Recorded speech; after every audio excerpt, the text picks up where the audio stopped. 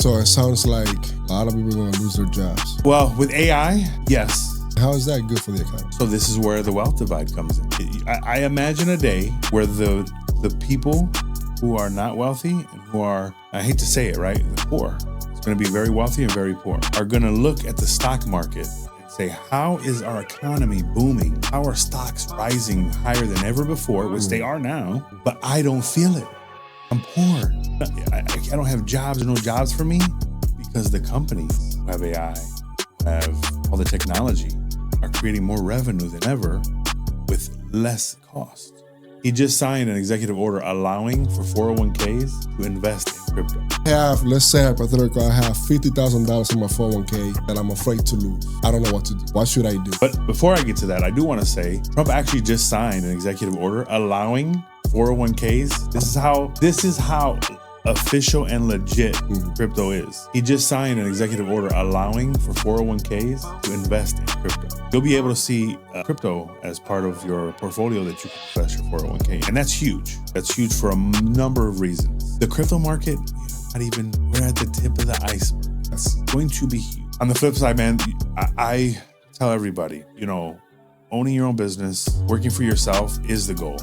Not because you want to say I'm a business owner or for anything else. It's just finding a path to financial freedom that allows you to own all the minutes of your day. I could wake up and tell my family, hey, pack up. We're going to go to Florida and visit my parents. I didn't have to check with anybody. Wow. I had the money to do it. Yeah. It really...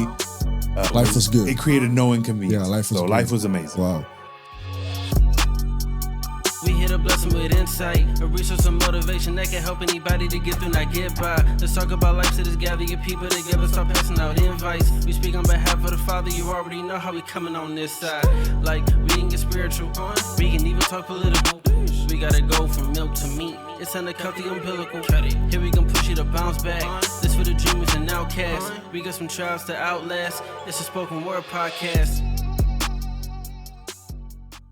All right, man, here we go again. This is the Spoken Word Podcast, man. We got a new interview. We got a new show coming up right now for you, man. I'm really excited about this one. This is something that I've been working on, something that I've been dealing with. I've been reading a lot, and I got the one and only, man, the one person that I know can give us the right information at the right time. I got my buddy, my friend, family, John Martinez, man. Welcome to the show, man. Thank you for your time, bro. Thank you for having me. I'm excited, brother. Yeah. So, hey, John, man, what been going on, man? What's going on with you right now and what you're doing? Life in general. Yeah, in life, I'm I'm a dad. So yeah. I always enjoy being a father, enjoying my children. I've been in the car business now for 16 years, running car dealerships, doing that. And it's been great, but prior to that, I have a finance background, and I just feel like with what's going on right now, I'm being pulled and called to get back, put my finance hat on, get out here and kind of spread some word and some wisdom to people, and so I'm excited about that. Yeah, cool, man. I want to take you to I know you went to a rough path in life, and I want you to talk to us a little bit about that. How was that experience? You were gone for how long? Year and a half. But before that, give me a little background, your family, mom and dad, your childhood. Yeah. Where you guys grew up and all that stuff. So I was born in Hammond, Indiana, but born and raised, as people say, in East Chicago, Indiana. Yeah. By my parents, John and Rosemary Martinez. I'm the oldest of the siblings that I grew up with, and I have an older sister as well. That was from my dad prior to the marriage. I grew up, I had a great life, great loving family, great parents, lots of cousins. My mom is 12 of 17 kids. Big family. Yeah. So I got to enjoy that growing up, and just kind of found my path young. I was into school, into learning, my mom as a kid, I always say one of the biggest things in my life that kind of set me on a path of loving knowledge. Yeah. Is my parents bought me an encyclopedia. I don't know if you were like, no, back in the day, you didn't go to the library or you didn't go on the computer to find something or Google. I had a wall of encyclopedias. So anytime I wanted to learn something. Knowledge is power. Absolutely. Yeah, so, knowledge is power.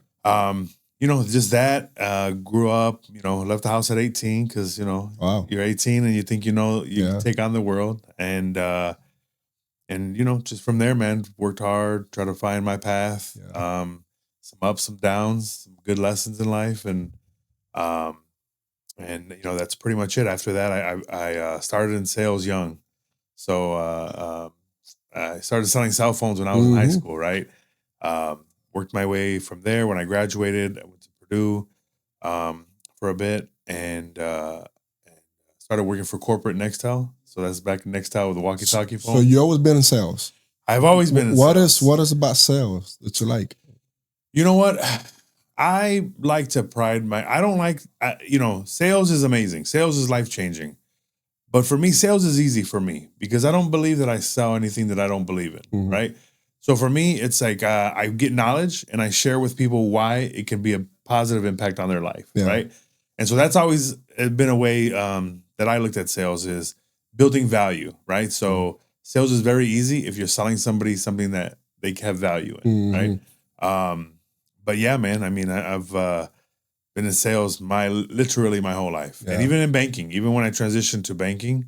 So I worked in the cell phone industry for a while. And back in the mid 2000s, Bank of America was coming back to Chicago. They had been in Illinois before, they left and they were coming back in. And so they were looking for managers to manage their banks. They had a very aggressive growth path.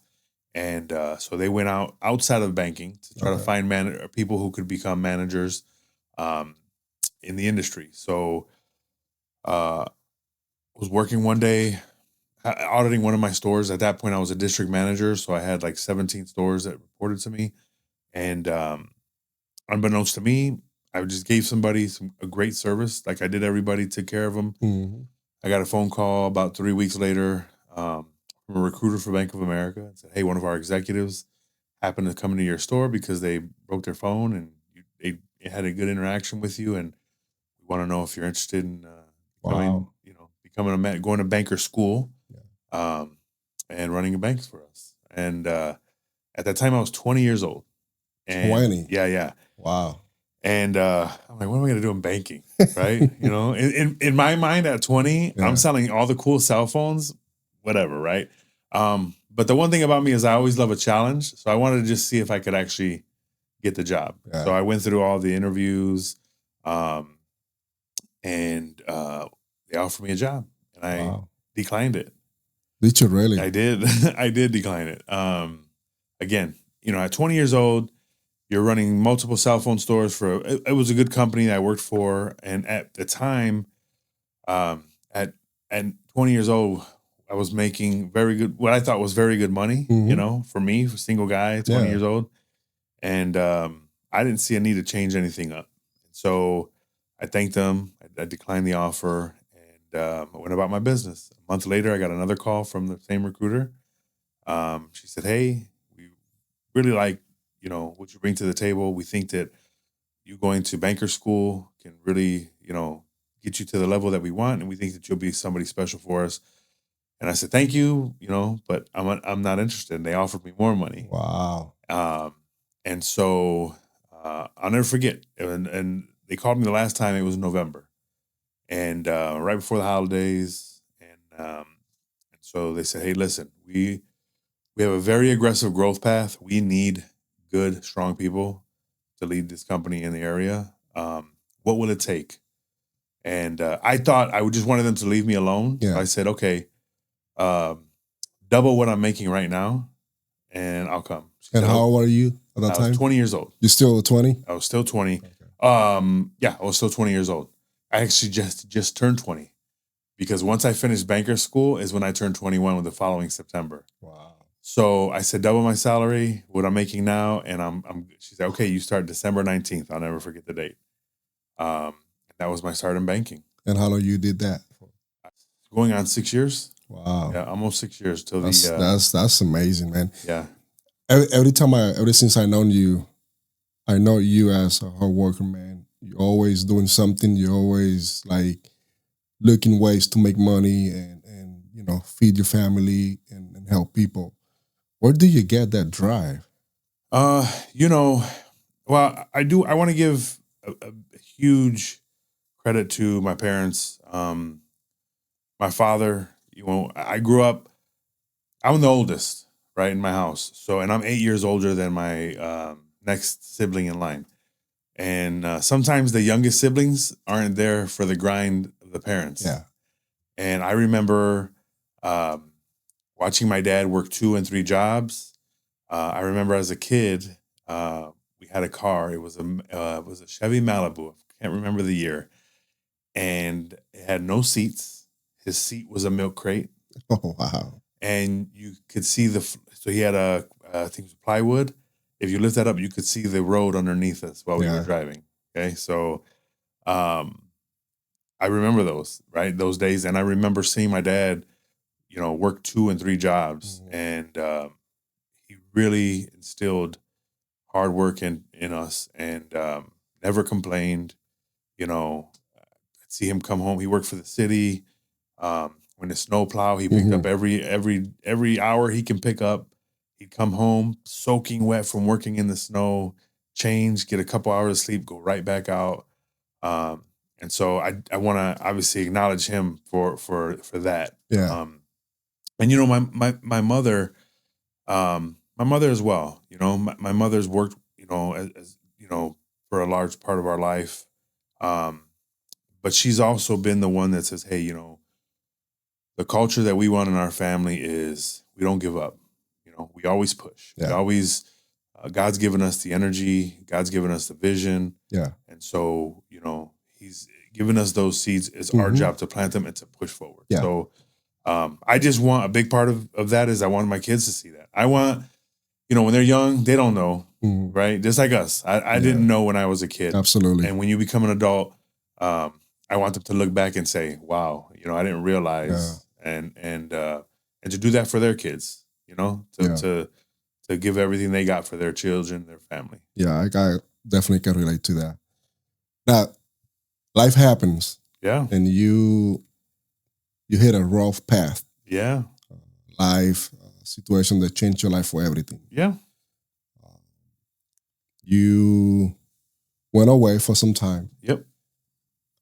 We don't want to get into the detail of the case because it doesn't matter. Yeah. But I want you to talk to us about that experience, being in prison. How was that? How long were you there? And how that affect your family, mom and dad? And I know at the time your daughter was born, she was maybe, 2, 3 years old? She was, 2 years old. So she was born in 2013, and then I went away in 15. So 2. She had just. But how's that changed your life, your perspective as a man? It was one of the hardest things that I've ever gone through. Yeah. Super stressful when you're process, right? This doesn't just happen at one moment and then you're gone, right? You have a whole process that leads up to that and the result of whatever the outcome is. And so 2 ways, right? When you realize you got to go away for a little while, right? It's and you've been waiting so long for an outcome. It's a little bit of a relief, but it's also mainly just heartbreak and stress and a lot of the unknown. Especially, I never was in ever any trouble in my life, right? So it was a lot. I had a 1-year-old turning 2, family. Great career at that point. I had built up a great career. And, my job knew at the time, because it was from 8 years prior, right? So, it was just a lot of emotions. I think back now, a lot of emotions. My parents, gosh, being a parent, until you become a parent, do you understand the heartbreak of a parent? Yeah. And I think the hardest thing as a parent is when you're unable to help your kid. Yeah. You can't get them out of something, right? Usually as parents, even though we say, oh, I got to let you learn a lesson, we know in the back of our minds we always can swoop in and save the day. And the hardest thing of a parent is to not be able to do that, even Right. if you want to. So, it was difficult for everybody. My spouse, my children, and going through it was a very rough process. The first month is the worst. Yeah. When they take you and before they send you wherever you're gonna go, you're one shower a week and just you don't know what time of the day it is. So all those things, a lot of change and unsurety, right? But through that process, I was able to find pockets and moments that I understood were there to help me to learn about myself, to learn about others. And I want to say above all else, before I even continue that, my whole life, fortunately, my mother, my parents have always made God a big part of our lives. And I understood and always had a relationship with him. Yeah. And so, like many, when you're in the valley or when you're in a dark place, that's where you seek him the most, right? Yeah, absolutely. And 100%. and so years later, right, when you're out of it and you look back, some of those hardest times are some of the biggest blessings because those are the times where you feel closest to him. Yeah. So sometimes when you're furthest from everybody else in your life is when you find yourself closest to him, right? And those are the times where if you're open to it and you open your heart and your mind, that he can give you a lot of lessons about yourself, about his will for you. And so, it was, I met a lot of people in there. Yeah. You have to learn to not get comfortable, right? Because getting comfortable can sometimes be dangerous. But you try to find a rhythm. You try to get through your days and you try to make every day count. Yeah. Fortunately, I was lucky enough to, they had a program in there where I was able to earn some good time through going to school. So I took a mechanic program because I was in the car business already, and I just thought it'd be something that kind of helped me out. Yeah. And I was able to earn some good time, got out a little early. I actually got out. I worked very hard to get out, and I got out December 23rd. So I was home for Christmas that year. How long were you there? Year and a half. Year and a half. Yeah. I did 16 hours, right? 16 hours. I got caught with a suspended license, and they took me to Porter County Jail. Yeah. Liam was, I think at the time, he was maybe 6 months. I'll never forget. Yeah. I'm like, I will never again. And it was only 16 hours, man. I thought I was going to die. Yeah. Can you imagine? I cannot imagine what it's like to be a year and a half in jail. And I mean, and then you get there and you speak to men who are like, I got 12 years left. Oh. I got 5 years left. No and way. you shut up because like, what am I complaining about? You know what's funny, man? Because driver's license, pretty much suspended. That's what I got caught. Yeah. I was coming back from work 2 o'clock in the morning. There was nobody on the street. I just got pulled over because a headlight went out. And I told the cops, where am I going to fix the light at 2 o'clock in the morning, man? I'm just coming home from work. And when he asked for my license, I just knew. Yeah. I knew. And funny thing is, they take pictures of you, all different angles. Yeah. And then the following day is a court day. And Diana wanted to go see me. I said, listen, don't go there. Yeah. Because they put me in an orange suit. Yeah. Handcuffed from my feet, my waist, my hands. I was just like, man, for a license, you got to be kidding me. And the cop pretty much said, yeah, you're a criminal. You broke the law. Yeah. So you're a criminal. So you did a year and a half. You come out to what? I came out to a lot of work ahead of myself. What I mean by that is a lot of repairing to do, relationship repairing, a lot of that, but I also came out to nothing. When I say nothing, I had nothing left, right? So, when you're young and you find success, and God has blessed me, man. I with really a lot of intelligence, and have always put me in positions to make a lot of money. Yeah. And so when you make a lot of money young, and you find that it's easy for you, as long as you put the work in, right? You never think about tomorrow. You say, "Oh, and here I'll be very honest, right? The car business was a great blessing for me. I worked for a great company, great people, and I was making $20,000-$30,000 a month. Wow. That's good money. Yes. That's good money, man. It was life-changing. Yeah. Life-changing. But when you're young, okay, and then you're making that level of money, and no one in your life has ever made that much money, right? My dad worked his whole life really hard to retire and making, right around $80,000 a year, right? And so I'm making $20,000-$30,000 a year. A month. I can just spend it because next month I'm going to get another 20,000, right? Why save it? Why save it? Because and I didn't know. Yeah. My parents worked very hard, but I think they were. I think we don't understand that the first generation that comes, right, which is my parents' parents, they're just trying to survive. Right. And then the next generation who has come here, right, from immigrants, the second generation, usually they're not surviving. They're just trying to thrive. Yeah. Right. They're starting, and they don't have to worry about just surviving. Now they're trying to thrive. Now, and then it comes to my generation, right, which has the ability that has been set on the shoulders of my grandparents and my parents to take it from there and to achieve things that they never would have thought possible. Yeah. Yeah. But what comes from that is, you learn the hard work. You learn to try to do things the right way. You learn to be a good person. But they never, because they knew that, but they never knew how to financially make the right moves to create generational wealth and to show how to think long term, because most of the checks were just going to get us to the next paycheck. Yeah. Right. So take full responsibility on myself, because I always say, if you want to be better, you should learn for knowledge. That's why I'm so hungry now for knowledge and try to share this. But so anyway, I say all that to say, when I got out, the money that I did leave was absolutely not enough. Yeah. Okay, we lost our house.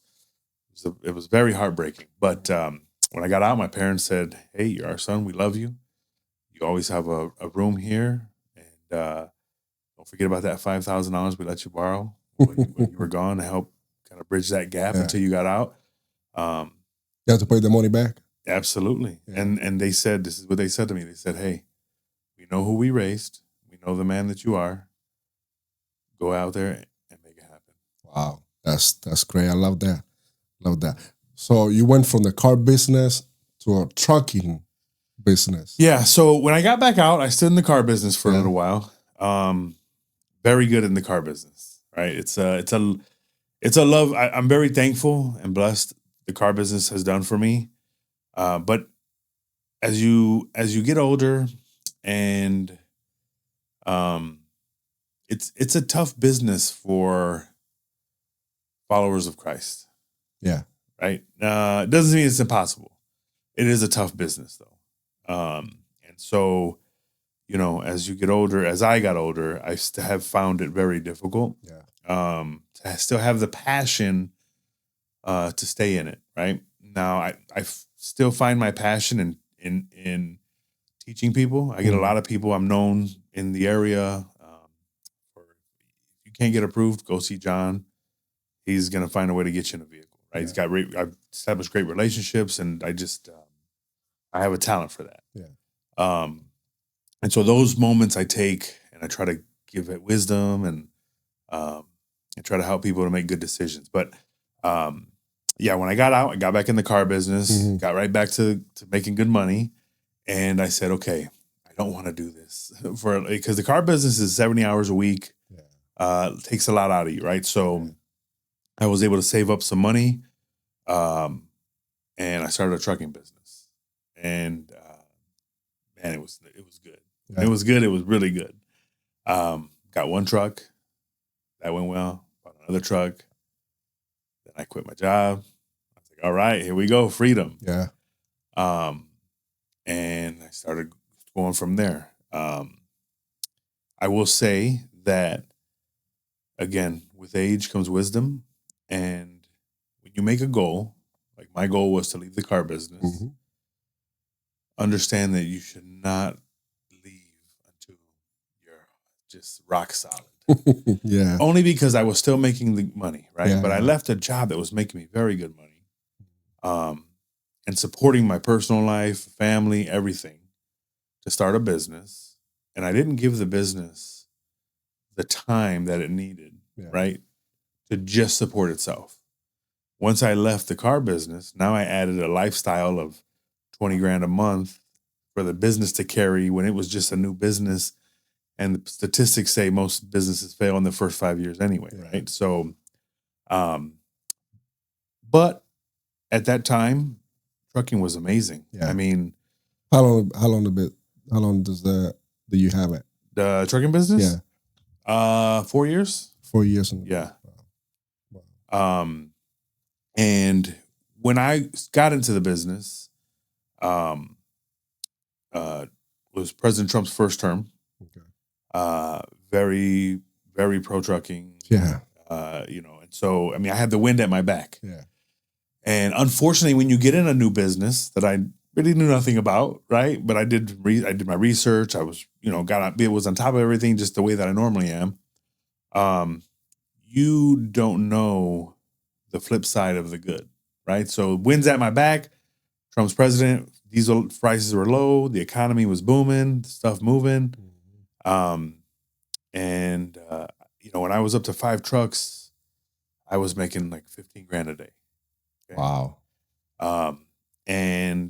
So yeah, I mean, life's good. So you're just living life. Living the life. Okay. I always tell people the day that it kind of got not scary, but it was like, wow, was $1,000 became $100 to me. Wow.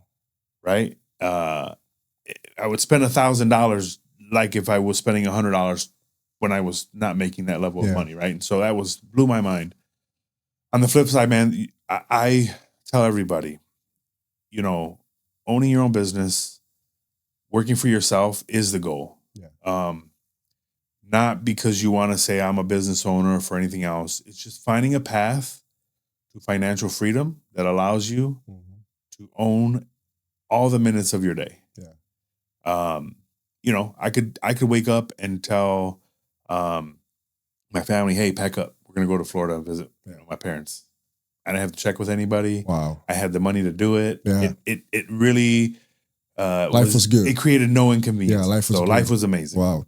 So car business, you went away, you got into a car business, trucking company. Yeah. And now this is the part that I've really been waiting for. You got yourself into a new journey. Yeah. That you've been doing a lot of research. We've been having a lot of conversations about this. And to be honest with you, it gets a little overwhelming to me when we sit down and talk about some of the stuff that you tell me. Crypto. Yeah. Crypto. Can you give us just an overall background, how it started, what do we miss the first time? Yeah. Where we at now? Yeah. So, and I'll be the first to say, I was aware of crypto. I've been aware of crypto for a while. But it was my passion for, again, government, social studies. I grew up, my father was also an elected official. So I grew up in, politics and government and kind of those type of things. So I'm very passionate about that. And I realized that, and being a business owner helped a lot, is that our economy has changed over the years, okay? And our economic policy, right, which affects everybody, has changed, and nobody understands it. Nobody understands it. Nobody understands how it can positively or negatively impact them. Yeah. And I wanted to look into, how I could understand it and how I could utilize that to be ahead of the curve, right? And so I'll break it down like this, right?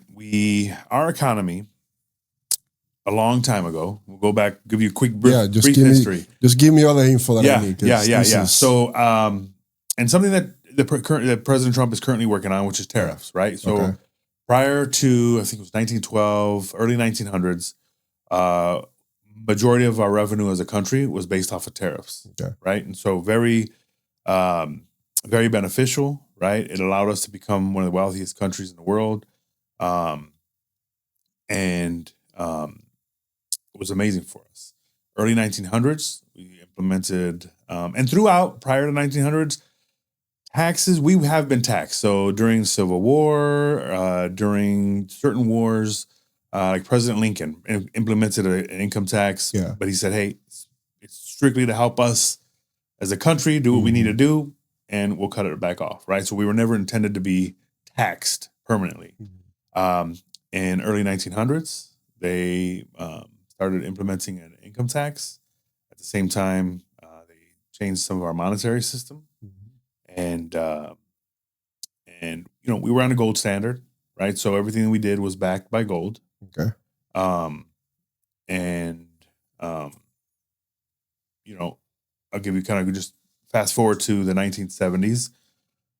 We began to transition from 100% backed by gold to partially, and President Nixon, right, made a move to get us off of the gold standard, and that's the moment everything changed, right? It unlocked the ability for us to have what's called fiat currency, which is currency backed by nothing. Okay, and explain that. So, currency backed by nothing means that we don't have a reserve of gold. So the dollar really, prior to that, was a representation. It was a physical representation of gold, right? Now, gold is heavy. Gold is not something that you easily carry around, right? So the dollar, right, was acted as a substitute for that gold. But at any time, you could take that dollar and redeem it for your gold. Well, when we came off of the gold reserve, or the backed by gold, right? Now the dollar was just a dollar. It was a representation of a value that we said it was whatever it was worth. Now, when you're not pegged to something of a specific value, you can then begin to manipulate it. You can print more. You can, and the way that they were able to get us off the dollar was, the gold standard was they tied us to what's called the petrodollar. So I'm sure you've heard that the dollar has been considered the world reserve currency, right? And so what that means is all oil throughout the world, right, has to be traded in U.S. dollars. So now we're the only ones that can create U.S. dollars. So that is what's given us the strength of our currency, right? Our economic engine and strength. Well, fast forward to a day where there's other countries, other leaders that don't like the fact that we have the only ability to print a dollar and that oil has to transact in dollars. And it gives us the ability to create constraints on other countries that might have money in our system, right? What's called the SWIFT system. That's the banking system that transacts and sends money across the globe, right? And so you've got the BRICS nations, right? Brazil, Russia, India, China, South Africa, and some others that have come together and said, hey, we're tired of the U.S. running things. Their dollar's not backed by anything. And we're going to create our own currency and our own system. And we're going to call it the BRICS system. And so in the last year, you've got the BRICS countries just getting their hands on as much gold as they can. And they're looking to back their currency, right, with gold. And that's kind of put us in a weird situation. How do we still create demand for the dollar, right, when other countries may try to transition off of the dollar, right, And- as the reserve currency. And why? Because Because it gives us power, and they don't want us to have that power. but does the dollar hold any value for them? Or I mean, Well, it holds value in that they need it to transact in oil. Okay, so oil is energy. Energy is everything, right? So wars have been fought over oil and energy, and so when you so is that what we got going on now in the Caribbean, or is indirectly, it narcos? Yeah, Is narco or is it oil? What it's is never. it? They never say it's oil. Right. It's always something else, Right. But ultimately, it's oil. Okay. Okay, and so the worst thing that we could have happen is to depeg the dollar, right, from the reserve currency of the world, because now the demand goes down. And when you have all this, I don't want to say fake money, but when you have all this money that is not backed by anything with value, the value is in the demand. Hey, you got to have dollars to transact your oil. So that's the demand. You need dollars to transact. So if we get depegged, the dollar gets depegged as the reserve currency of the world, now we have way too many dollars that no one wants, and our money becomes even worth less. Okay? Wow. So that's where crypto comes in. And that's where a lot of the legislation that's happening in the U.S. government right now is, man, it's happening so fast, but it's so interesting. Now, but what happened? Because there's a lot of countries don't trust the United States. Yeah. Right. Because every 4 years we're changing policy. potentially. Yeah. Power. So the currency administration right now, the Trump administration, they're all for crypto. Yes. What happens if in the next 4 years we got a new administration that want nothing to do with crypto? So we cannot go back because by the end of this administration, the changeover will be complete, right? And so you can't put the genie back in the bottle, and nor would you want to. I'm going to explain why. So we're actually lucky that the current administration is in office right now. When you're talking about AI, when you're talking about crypto, when you're talking about transformative technologies that are inevitable. So you and I talk sometimes and you're like, I don't know if that's a good thing, right? Yeah. I don't either. I don't always, I always tell people, don't confuse my passion for permission, right? Meaning I'm passionate about it, but that doesn't necessarily mean that I agree with everything. Yeah. But I understand that it's inevitable. Or telling somebody to do. Yeah. Yeah. So, but it's going to happen. It is going to happen. So if this administration was not in office, Kamala Harris would have won. We would have been behind. China for sure would have overtaken us on AI technology, on crypto, right? Right now, with what's happening in the Trump administration, he truly is pushing us to be the crypto capital of the world, right? And they're moving at light speed. I mean, the amount of laws and legislation that's happening at the speed that it's happening, it's mind-blowing. But so I say all that to say that it's very important, and we can't go back because technology needs it and progression needs it. You can slow progression, but you cannot stop progression, right? It's inevitable. And so we want to be on the right side of that, because letting China or letting some of our adversaries win at those things, you can't want whoever wins at AI, there's no I'm going to catch up. Once you reach a certain level, right, what's called like artificial general intelligence, right? That's what's called AGI. The first there wins, completely wins, because it just exponentially gets better, right? And so it's very important. I say that to say it's so important that we are the leader of the world. And in this case, it's not going back because it solves too many problems. And then we'll talk about some of those things, right? Now, I'm a hardworking man. Yep. I got 3 kids. I have a wife, right? And this is just a hypothetical question. Yeah. And just for the record of this interview to the audience, this is not a financial advisor. We are not No financial advisor here. Correct. So we're not going to tell you what to do. We are not telling you what to do. We'll tell you what I would do. Right. And just information. I have, let's say hypothetical, I have $50,000 in my 401k that I'm afraid to lose. Yeah. I don't know what to do. What should I do? Should I leave it there? Should I just cash it out? Well, okay. If you take it out of your 401k, you're going to have penalties now, right? Now you could borrow against it. There's other things that you can do. But before I get to that, I do want to say Trump actually just signed an executive order allowing 401ks. This is how official and legit crypto is. He just signed an executive order allowing for 401ks to invest in crypto. Wow.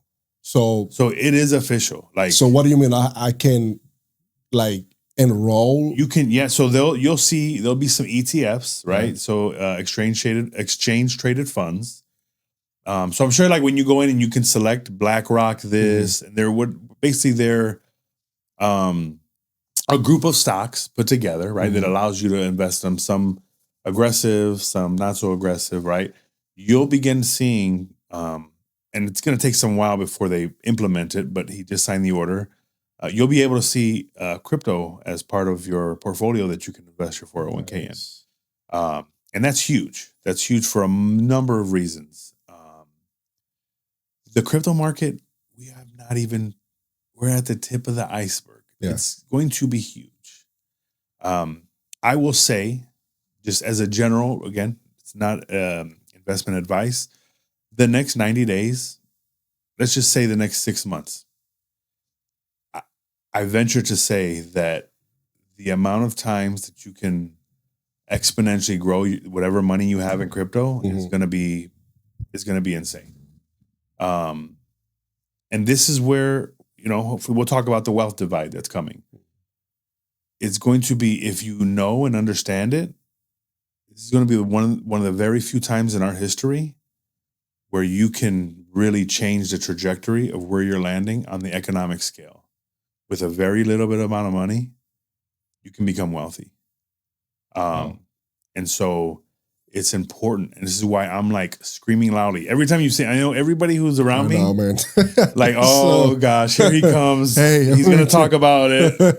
But that's your hideout. Here we go again with this. But it's, it's because it's so important. Yeah. Because imagine you go back in time and you knew that you could invest in the internet before it was a thing. Yeah. You could invest in cell phone technology before it was a thing. Imagine the amount of money that you have. Right? It's crazy you say that. I had, we talked about this before. I had the opportunity to invest in Chick-fil-A. When they first opened up, they were only asking for $5,000. Really? Yeah, because their franchise model is awesome. That's all they were asking. Yeah, only $5,000. And I had a coworker from my old job. And he's like, dude, do it. He did it. Let's do it. I just didn't have $5,000 to afford to lose. Yeah. He did. He had the flexibility. He had the money. I didn't have it. I couldn't take just $5,000 just to invest and just to wait, see what happened. Yeah. I am kicking my head now. Yeah. Seriously. Hey, no risk, no reward. Yeah. Right. But it was a good lesson for you. Yeah. It showed you that, sometimes you have to go all in. Right. Yeah. But yeah, so imagine an investment opportunity that you could look back now and it's that was a winner. Look at where it's at now. Right. Yeah. NVIDIA. Here's an interesting, and I'll give you a real quick rundown. So when I was in prison, I had a lot of time. Right. Mm-hmm. So I began to really study the market, study Forex trading, and spent a lot of time just studying the economy and companies that were coming out in technology. Mm-hmm. I have a very good friend of mine, and I had nothing at the time. And I said, hey, his name is Freddie. He's an amazing barber here in the area. And I said, hey, Fred, take 10 grand if you got it and buy NVIDIA. Okay. This is in 2016, July of 2016. Wow. That $10,000, and I always tell people, if you know Freddie, you can ask him. This is not me making up a story. He remembers the conversation, everything. We looked a couple months ago, and that $10,000 would be $60 million right now. Oh my gosh.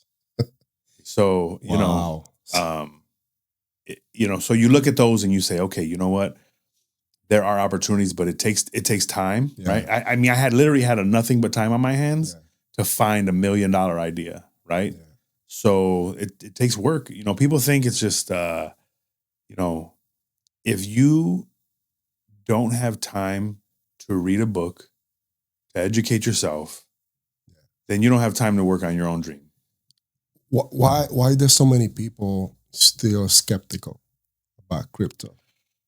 I think I blame, and I know it sounds funny, I blame COVID, right? Why COVID? And I'll tell you, because during COVID, we had so much artificial money pumped into the economy that people were just throwing money at things and seeing cryptos called, whatever coin you want to think of, right? Dogecoin, this coin, that coin, that had no purpose or utility, right? And the cryptos that I'm talking about now that are coming online, and people kind of might be confused, like, what is he talking about? It's just a coin.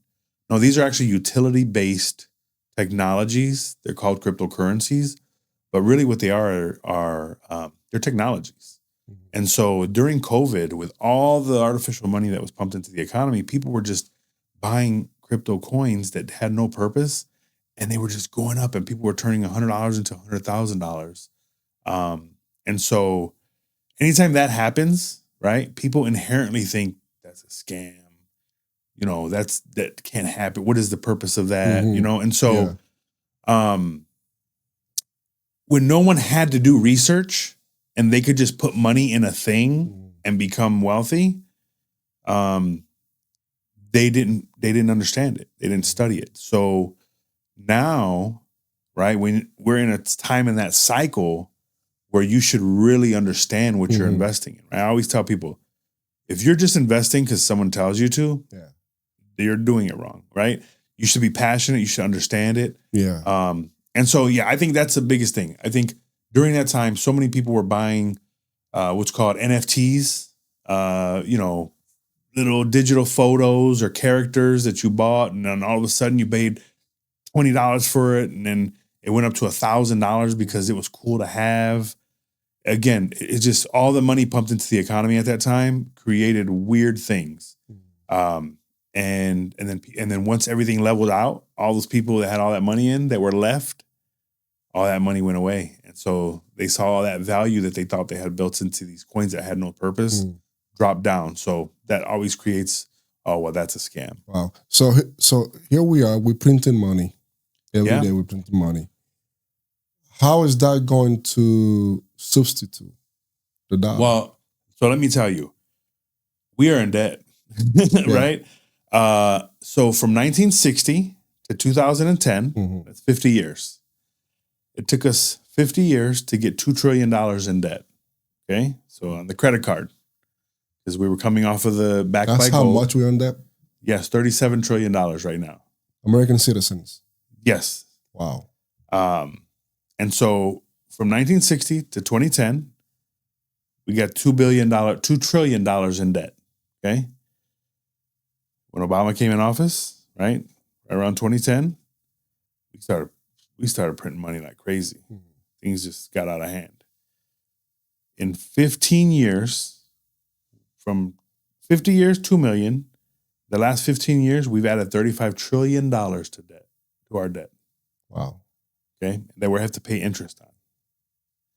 So, and we can only do that, right? Because our money's not backed by anything. So we can just print it as much as we want. Because we're the only ones that can print the US dollar that is the currency of oil. So, but that's not fully sustainable. And what's happening now is our debt, we have to keep refinancing it because we're paying out interest on it. But nobody wants to buy our debt anymore because they're getting concerned. a lot of changes in the country, and they don't know, like you said, what's going to be the policies in 4 years from now. And you only want to invest in things because they're investing in our bonds, right? Yeah. That you know is secure. And so now you have a situation where other countries that used to buy our debt aren't wanting to buy our debt anymore. And so the Trump administration has come up with a solution, which is called the Genius Act. And the Genius Act is interesting. And I challenge everybody to watch a video on it, do some research. Yeah. But it allows companies, even companies can go and create their own stablecoin. So there's cryptocurrencies and then there's stablecoins. So cryptocurrencies, the value can fluctuate, right? As the project is, and the coins are supply and demand and the things that it does. The stable coin, right, is pegged to the dollar, to the US dollar. So 1-to-1. So what the Genius Act allows is basically any company, any entity can create their own stable coin. So can create their own dollar that is pegged to the US dollar but it has to be backed by either dollar for dollar, like actual cash, or, which I think is their preferred method, US Treasuries. So what they do is they go and buy short-term treasuries. I'll give you an example of what I think is going to happen with the new GTA 6, Grand Theft Auto 6. Huge game that's going to be coming out. They've delayed it so many times because it's going to be huge. I guarantee you that game is going to have a stable coin. So all these people are going to put their money in the game, right? And the game is going to take that money, buy short-term treasuries, and that money will gain a yield from the government. Wow. That makes no sense to me, bro. I know. It's tough. It's tough. Wow. Wow. So. But that's how he increases our demand. When other countries don't want our demand of our dollars, now he created demand through stable coins. So there'll still be a good demand to supplement in the event that we get taken off as the petrodollar. So our dollar has no value right now. It's not pegged to anything.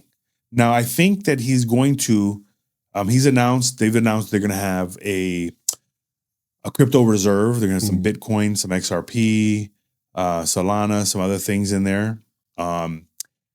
Soon as he got elected, maybe people might have heard it, but there was a lot of our gold that was around the world started getting flown back in.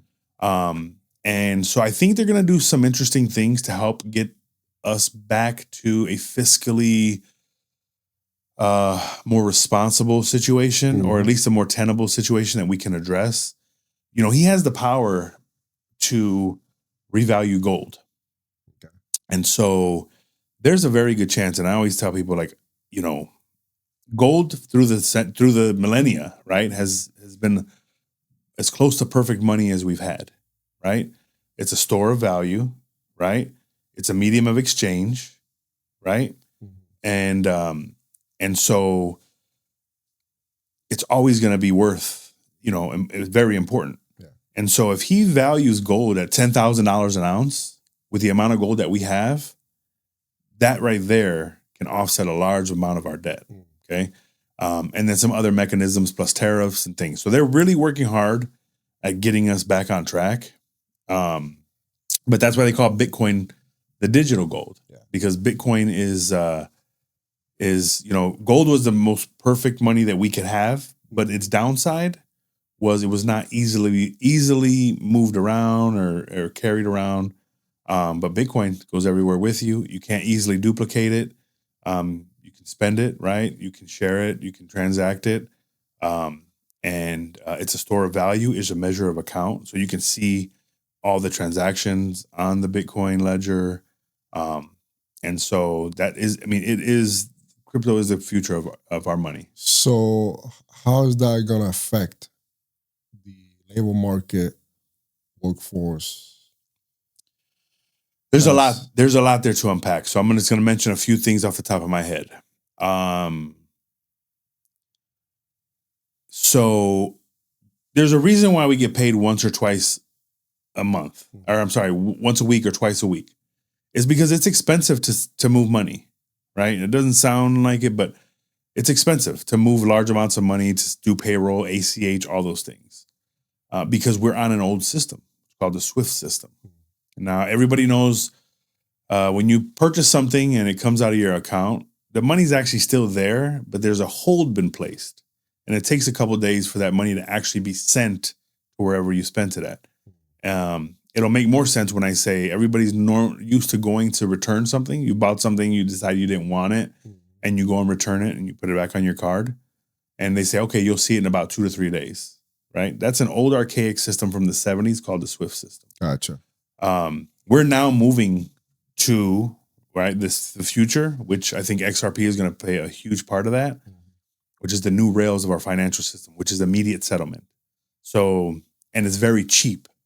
So there'll be a day, I can envision a day where you get paid for every hour. Like you'll just see every hour, you'll see a money drop in your account, or at the end of the day, there won't be a pay day. It'll just be pay as you go, right? As an employee, which is going to be huge because it speeds up the speed of money throughout the world, right? So transactions of sending money around the world, there's about $82 billion that's called friction, right? Between fees and all the things to send money around the world, costs about $82 billion a year.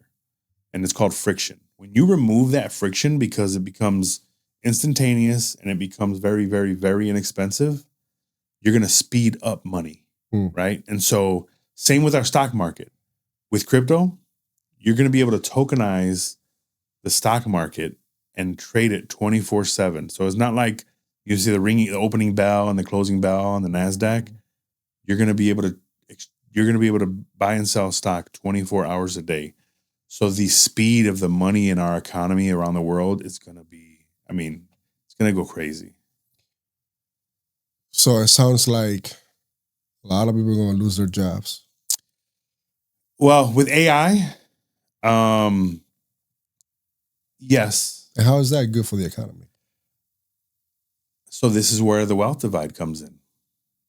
I imagine a day where the people who are not wealthy and who are, I hate to say it, right, the poor, it's going to be very wealthy and very poor, are going to look at the stock market and say, how is our economy booming? How are stocks rising higher than ever before, which they are now, but I don't feel it. I'm poor. I don't have jobs. There's no jobs for me. It's because the companies who have AI, who have all the technology, are creating more revenue than ever with less cost, right? Now, there is a solution for that I hope and I think that eventually will happen. It will have to happen because ultimately the poor will outnumber the wealthy, right? Yeah. And you'll have an uprising and all that stuff. But it's something called universal basic income. So what that means is everybody will get a certain amount, right? Minimum to just survive. And it sounds like welfare, but it's not, right? I'll give you an example. Say you're a business owner, and for every employee that you have, they generate $1 million for you, right? Now, let's say you pay that employee $150,000. So you have $750,000 left. Sorry, $850,000 left. And you pay about 30% taxes on that. Okay. So say you're left with around $600,000. Okay. Great. Right. It's a business. You're making profit and all that stuff. Now, and then you take your expenses off of that. Now imagine if you were that same owner and they said, instead of being taxed at 20% or 25%, we're going to tax you at 50%. But you're able to hire AI, you're able to hire robots, right? So now, instead of $1 million of revenue per employee, you're making $10 million off of the same amount of money you were spending on an employee. So now, taxed at 50%, you're still paying $5 million in taxes, right? But you're making way more money. So now when you're taxing AI and robotic revenue at a 50, 60%, you don't care as a business owner because you're making more money than you ever did because your productivity is better. You know, your outputs are way better. So they're going to tax that money at a higher rate, I hope, and I think. And that's going to go into creating a universal basic income. So it's going to give everybody, we'll be able to benefit off of the success of our economy, of the large companies, right? So that's the goal anyway, I think. And so that will keep people out of poverty and all that. And you said there's no way back. No, it is happening. Yeah. I mean, more and more, and I hate to be like, I want to sound facetious, but I mean, the movie Terminator, all these things that we have watched over the years, right? I think they're sci-fi until they're not, right? Wow. Yeah. So, man, there's so much to unpack here. Is there any risk in all of this? I mean, I know there's risk in everything. Yeah, for sure. But I mean, risk as far as like to the country, to the economy, to people. And just in general. Yeah, I think there's a chance that we focus solely on, and I'm a capitalist, right? I think I've come up in a system that rewards you for working hard. I think it's what makes America like the shining, beacon on a hill for people to come to. Yeah. But the downside is I think it may create a situation where we lose focus on the people. Yeah. Right. And it just becomes about the dollars, and it just becomes about the revenue and getting to the next profit call where we're creating more dividends for the wealthy. And so I think that's the biggest concern, right? Is losing sight of using that technology to help people. You have, I'm in the car business, and I caution people in my industry all the time, and they say, "Oh," I said, "Listen, I don't think there's a used car business in 10 years." This is somebody in the car business. I'm gonna tell you why. Right now, the average used car payment, is $500 to $600. Okay, when you add insurance, it's about $200 is what I'm seeing. You have $700 to $800 of just car responsibility. Wow. Okay. In a depreciating asset that's losing value the more you use it and can break down. Elon, right, has Robotaxi. Just rolled out in Austin, Texas. It will be coming to the rest of the country. Uber, for the same ride that Uber's charging around $25 for, Robotaxi is doing it for around $5. Okay. So imagine a world where you have plenty of Robotaxis that can come pick you up within less than 10 minutes, take you everywhere you got to go, and maybe at most you spend $400 a month. You don't have to worry about car insurance. You don't have to worry about owning a depreciating asset, missing a car payment because something happened, and you're safe, right? As it is, kids nowadays don't even want to drive. Like they're not, at our age, man, you couldn't wait to get your license. Oh, yeah, it was, yeah. No, these kids nowadays, they're not in a rush to get a car. Wow. It's crazy. That's crazy, man. So, man, how do you see us in the next 5 to 10 years? Well, okay. And I want to make this, very passionate for people. Next year is going to be a good year. I feel it. Okay.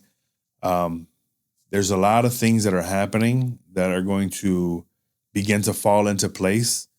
Interest rates will be dropping.